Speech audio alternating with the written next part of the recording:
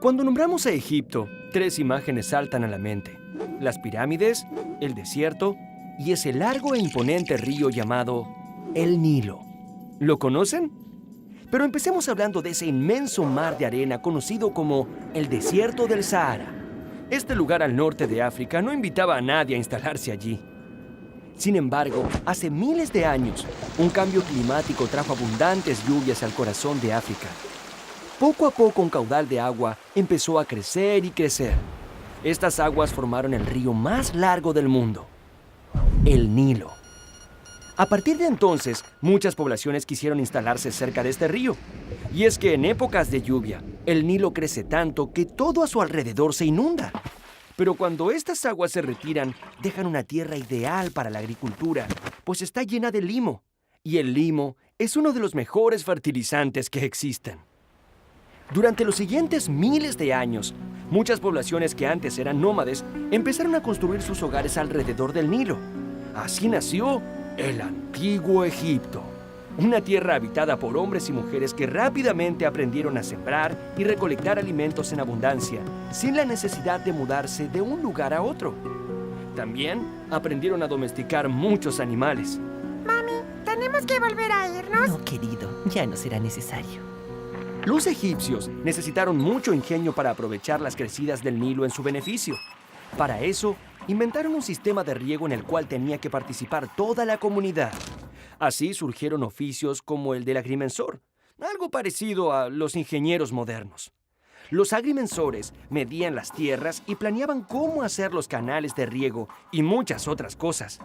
Fueron los primeros en aplicar cálculos de aritmética y geometría para construir grandes obras.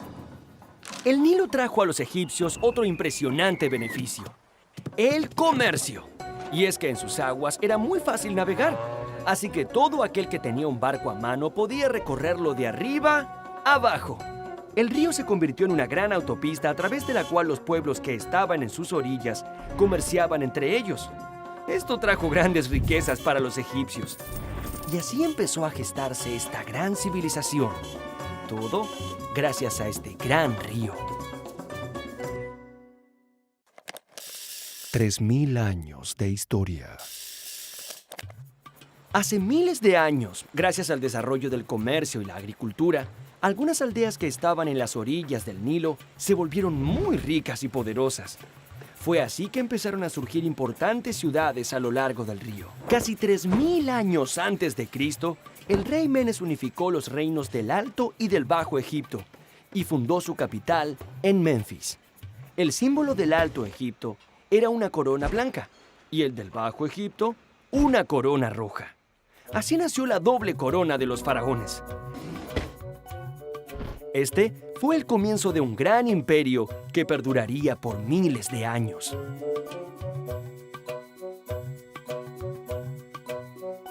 Los egipcios tuvieron una ubicación privilegiada.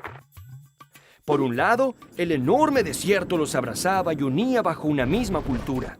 Y por otro lado, el río Nilo los comunicaba con otros pueblos y civilizaciones de la época. Lo difícil para los gobernantes egipcios fue mantener la unidad de este imperio, ya que había muchos pueblos enemigos que querían invadirlos y saquear sus riquezas. Los faraones gobernaron Egipto por más de 3000 años. Solo imaginen todo lo que ha pasado desde el nacimiento de Cristo hasta nuestros días. Y súmenle 1000 años más. Eso es mucho tiempo. La pirámide social. Los egipcios organizaron su vida social como una gran pirámide. Imaginemos a los distintos grupos sociales en orden de importancia. Bueno, en lo más alto de la pirámide social se encontraba el faraón. Este era el máximo gobernante de Egipto.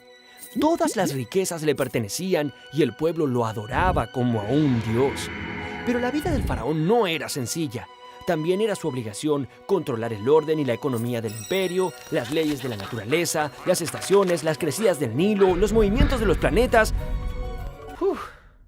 No era poco trabajo para una sola persona. Los sacerdotes eran la segunda casta en importancia y se ubicaban en nuestra pirámide justo debajo del faraón. La principal actividad de los sacerdotes era servir a los dioses en cada uno de los templos y les realizaban un servicio diario de ofrendas y rituales. Debajo de los sacerdotes se encontraban los escribas, cuya gran habilidad era saber escribir. Aunque ahora todos aprendamos a escribir desde muy chicos, en el antiguo Egipto, solo unos pocos privilegiados podían tener el acceso al aprendizaje de la escritura. En Egipto se escribía con unos signos sagrados llamados jeroglíficos. Los jeroglíficos eran dibujos. Cada uno tenía un significado. Eso parece difícil. Aunque los símbolos llegaban a ser más de 700, su escritura se regía por principios claros y sencillos. El cuarto lugar en nuestra pirámide lo ocupa el ejército, los encargados de proteger y asegurar la unidad del imperio. Adelante, muchacho. Gracias. Algunos pueblos vecinos intentaron invadir Egipto, lo que hizo que el ejército se perfeccionara para detener estos avances. Pero a medida que el gobierno de Egipto se fue haciendo más fuerte, surgió una idea. Oigan, ¿y por qué no extender el territorio? ¡Es muy buena idea! Así fue como el ejército, bajo el mando de distintos faraones, comenzó campañas militares para invadir territorios, sobre todo en Palestina, Siria y Nubia. Uno podría pensar que con tanto trabajo, en tiempos de paz, el ejército se dedicaría a descansar. Pero en el antiguo Egipto siempre había algo que hacer. En el caso de los militares, cuando no había enemigos que enfrentar, se dedicaban a tareas como la excavación de canales de riego o el transporte de grandes bloques de piedra hasta el lugar de las obras. ¡Vamos, tiren! Y finalmente, en la base de la pirámide, se hallan los comerciantes y los artesanos, luego los campesinos y en la parte más baja, los esclavos, quienes tenían a su cargo la realización de las tareas más pesadas. Obras colosales. Ha llegado el momento de hablar de las pirámides, el principal símbolo del antiguo Egipto. Las pirámides esconden también grandes misterios y preguntas que aún hoy no podemos responder.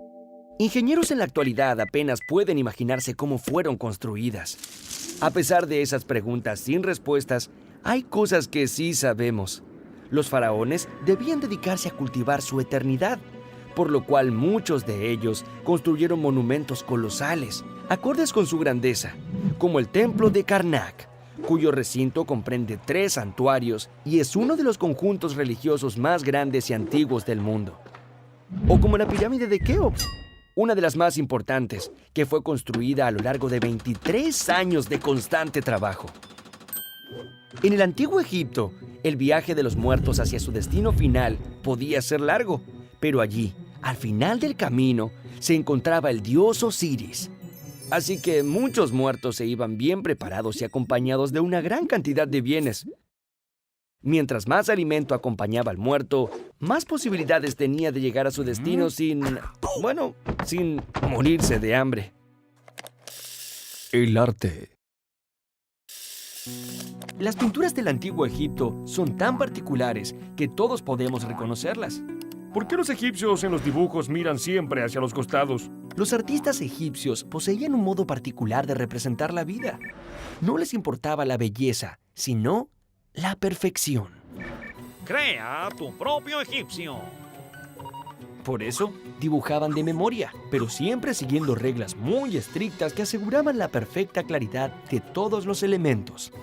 Por ejemplo, dado que la cabeza del ser humano se ve y se reproduce más fácilmente de perfil, no dudaron en dibujarla siempre de costado. En cambio, los ojos siempre eran pintados como vistos de frente.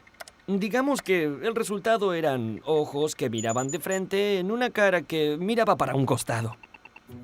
Aquí va otro ejemplo.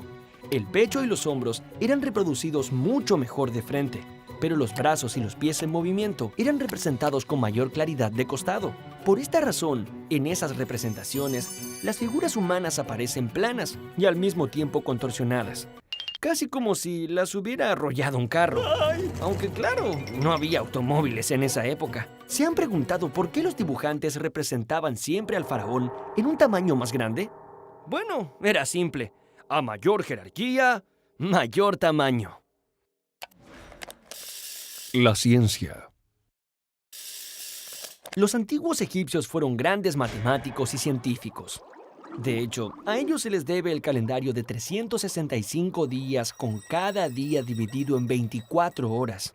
Es ese mismo calendario que hoy usamos para saber en qué día de la semana estamos o cuándo empiezan las vacaciones. Entre todos los científicos del imperio, hubo uno que se destacó por toda la eternidad. Fue Imhotep, el sabio. Imhotep fue el fundador de la medicina egipcia. Se desempeñó como sumo sacerdote y visir del faraón Zoser, a quien le diseñó la primera pirámide escalonada, con la que se convirtió también en el primer arquitecto conocido de la historia. Los médicos eran muy queridos y respetados. En Egipto se escribieron muchos papiros médicos que fueron pasando de generación en generación, ampliando el conocimiento sobre las enfermedades. Gracias a estos papiros, sabemos que ya ellos tenían, como nosotros ahora, médicos especialistas para tratar las diferentes enfermedades de la piel, de los huesos, de los dientes y del corazón, entre otras. Sabemos también que conocían las partes del cuerpo, las venas y las arterias más importantes, y que utilizaban cientos de fórmulas para fabricar las medicinas necesarias para curar enfermedades, y que tenían muchos instrumentos que utilizaban en operaciones. Por supuesto, los médicos cuidaban de la vida, pero también de la muerte, inventando las estupendas momificaciones que los hicieron famosos.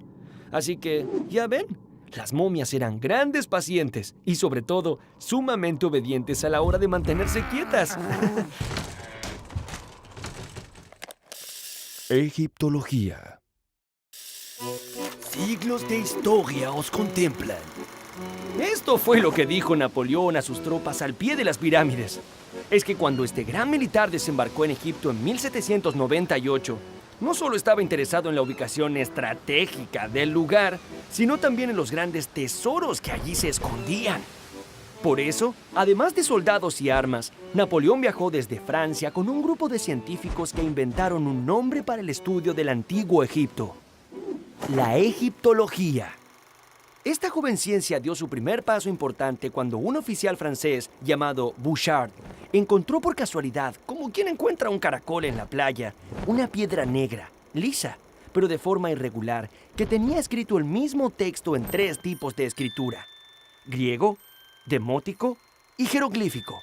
Sin saberlo, Bouchard había encontrado en esa piedra la llave para el conocimiento de una de las civilizaciones más apasionantes de nuestra historia.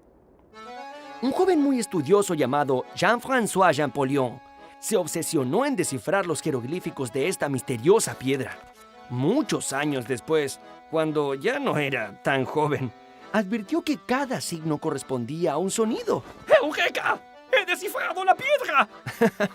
Así se pudo traducir por primera vez los jeroglíficos egipcios. Este descubrimiento sirvió luego para descifrar la tumba de Tutankamón. Todos habrán escuchado hablar de este joven faraón que murió a los 18 años y que se volvió muy famoso cuando en 1922 Howard Carter desenterró su tumba, que tenía más de 3.000 años de antigüedad. Sin embargo, nunca pudieron explicar los misteriosos sucesos que ocurrieron después. En el mismo momento del descubrimiento, hubo un apagón general en el Cairo.